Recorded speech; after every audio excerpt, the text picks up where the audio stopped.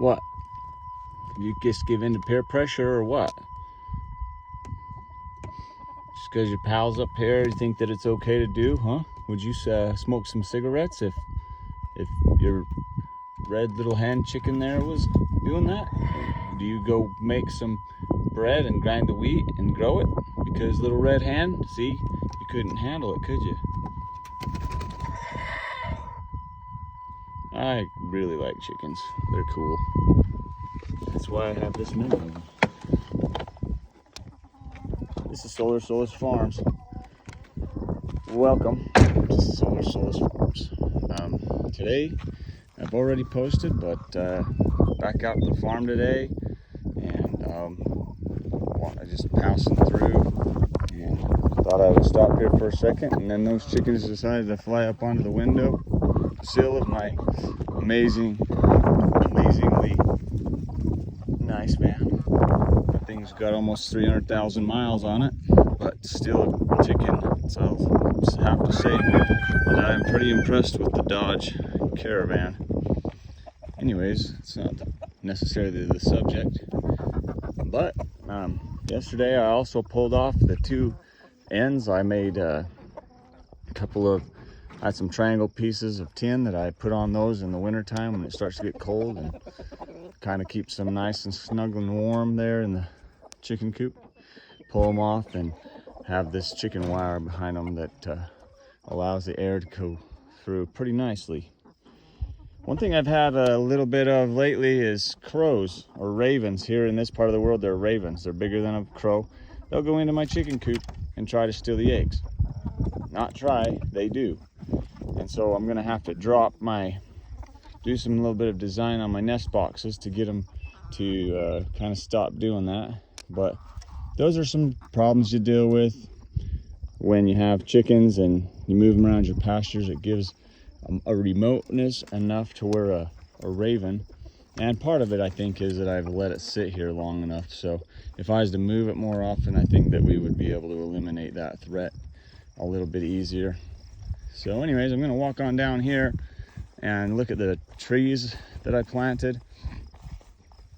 Soon after I planted them, I essentially had this area flooded for quite a long period of time. We just had such a huge volume of water put on fields earlier this year that it was hard to keep water off of it. And this is where everything collects on my place. Anyways, looks like I need to tighten up my strainers in my fence. I really like these. These are they got a zinc cog with the stainless steel strap.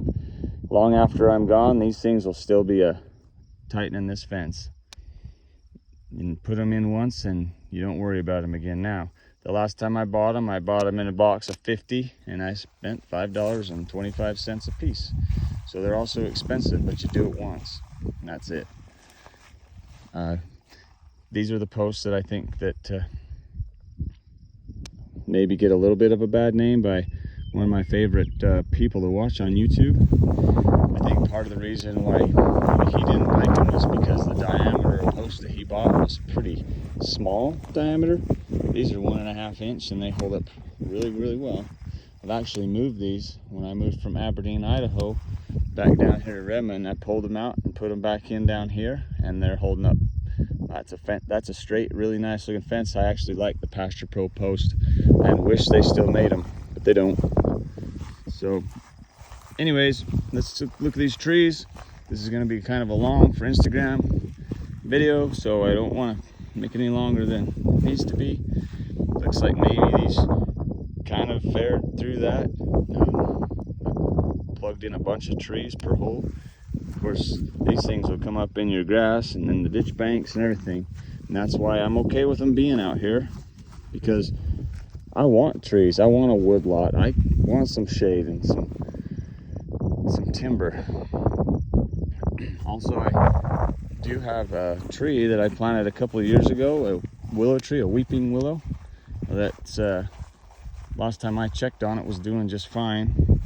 I don't know if I'll be able to find it here today, but anyways, yeah, trees, they definitely help the environment, that you know, the microenvironment be cooler right there. guys. So that's a willow tree. That's a weeping willow tree right there. I need to come down here and mark that tree with the T-post.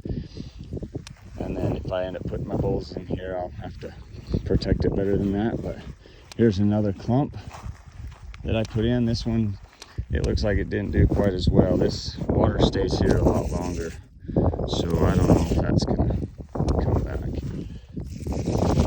But if you really want trees here in the western part of the United States, you got to work for them. They don't just grow spontaneously like places like in the Midwest.